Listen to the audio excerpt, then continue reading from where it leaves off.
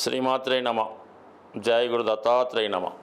వృషభ రాశి వారికి సెప్టెంబర్ 14 నుంచి 20వ తారీఖు మధ్యలో జరగబోయే వార ఫలాలు పరిశీలించినప్పుడు ముఖ్యంగా ఈ రాశి వారికి రాశ్యాధిపతి శుక్రుడు చతుర్థ స్థానంలోకి ప్రవేశించడం వల్ల ఈ రాశిలో ఉన్నటువంటి స్త్రీలకి ఏదైనా ఉద్యోగ ప్రయత్నాలు ఫలించడం జరుగుతుంది.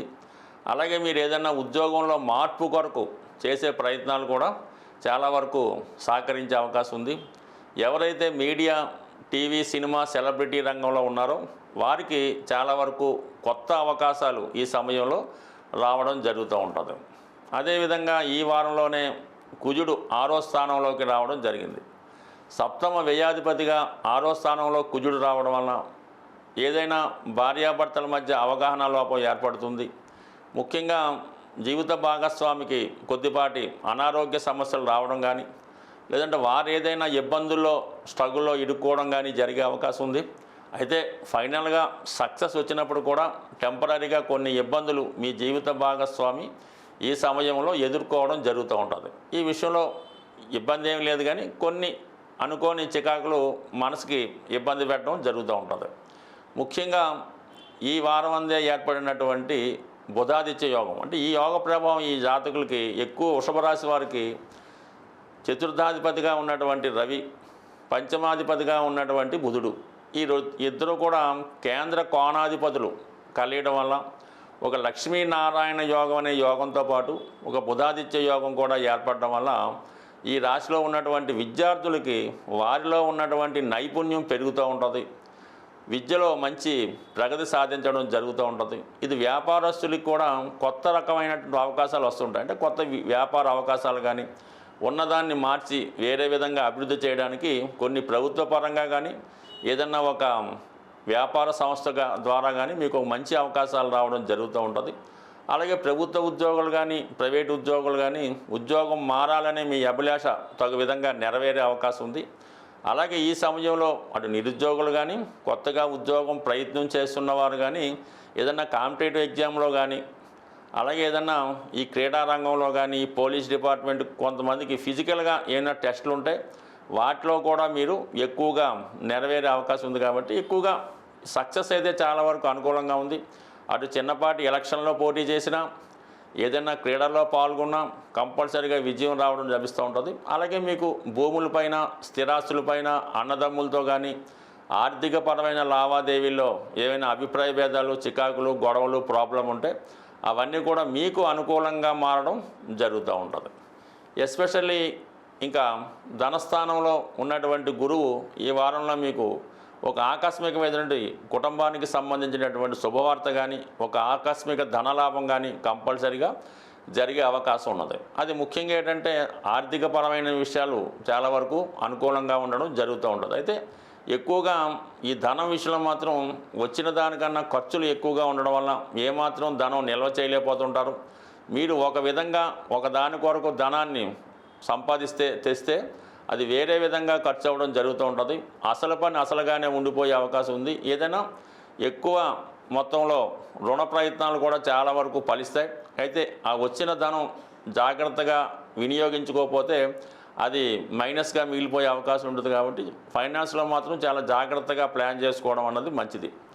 ఇక లాభస్థానంలో సాటర్న్ ఉండడం వలన చాలా వరకు ఏదన్నా మీరు ఏ సంస్థలో ఉన్నా, ఏ ఉద్యోగం చేస్తున్నా ఉద్యోగంలో కొద్దిపాటి అభివృద్ధి తప్పనిసరిగా మీకు ఈ వారం రావడం జరుగుతుంటుంది. అలాగే వృత్తిలో కొత్త టెక్నాలజీని ఉపయోగించుకోవడం, మీ నైపుణ్యాన్ని ఇంకా పెంచుకోవడం జరుగుతూ ఉంటుంది. బట్ ఏదైనా ఈ వృషభ రాశిలో మీరు ఏదైనా ఒక సినిమా ఫీల్డ్లో ఉన్నా, అలాగే ఎలక్ట్రానిక్ మీడియాలో ఉన్నా, ముఖ్యంగా ఫైనాన్స్ రంగంలో ఉన్నా, స్థిరాస్తి రంగంలో ఉన్నా చాలా వరకు అభివృద్ధి అన్నది ఈ వారం గతంతో పోల్చుకున్నప్పుడు చాలా అభివృద్ధికరంగా ఉండే అవకాశం ఉంటుంది. ముఖ్యంగా మనం చెప్తున్నటువంటి ఈ వార ఫలాలు కేవలం చంద్రుణ్ణి ఆధారంగా తీసుకొని చెప్పడం జరుగుతుంటుంది.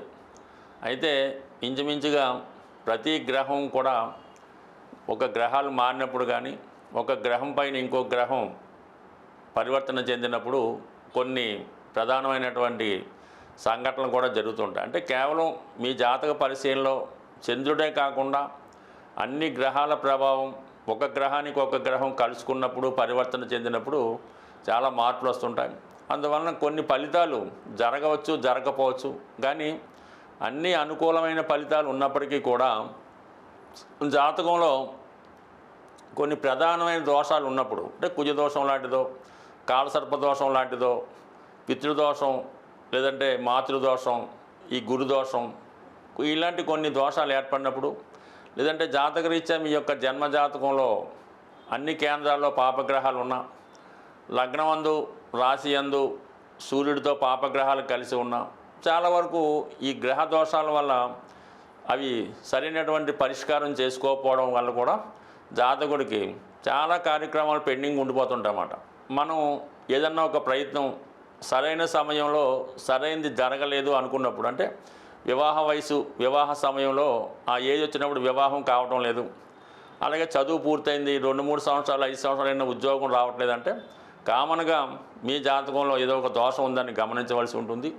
ఆ దోషానికి తగిన పరిహారం చేసుకున్నప్పుడు, ఆ పరిహారం పూర్తయిన తర్వాత గోచారరీత్యా గ్రహాలు మీకు అనుకూలంగా ఉన్నప్పుడు ఆ ప్రయత్నం అయితే తప్పకుండా నెరవేరుతూ ఉంటుంది. కాబట్టి సాధారణంగా ఒకే సమస్య పదే పదే రిపీట్ అవుతున్నప్పుడు కూడా మన జాతకంలో ఉన్నటువంటి దోషాన్ని సరిచేసుకోవడం, దోషాన్ని సరిగ్గా అన్ని గ్రహాలకి కాకుండా ప్రధానంగా ఏ గ్రహం వల్ల ఇబ్బంది వస్తుంది అన్ని గమనించి ఆ గ్రహానికి తగిన పరిహారం చేసుకోవాల్సి ఉంటుంది.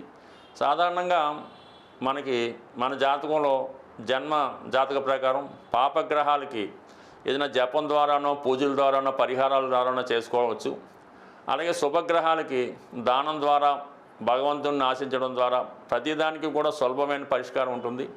సరైనటువంటి పరిష్కారం కావాలంటే కంపల్సరీగా మీ జన్మజాతకాన్ని పరిశీలించుకొని అప్పటి ఉన్నటువంటి గోచారాన్ని కూడా పరిశీలించి చిన్న చిన్న సింపుల్ చిట్కాల ద్వారా మీ జాతకాన్ని సరి చేసుకుంటే 100% మీ యొక్క అభివృద్ధి అప్పటి నుంచే ప్రారంభమవుతుంది. స్వస్తి.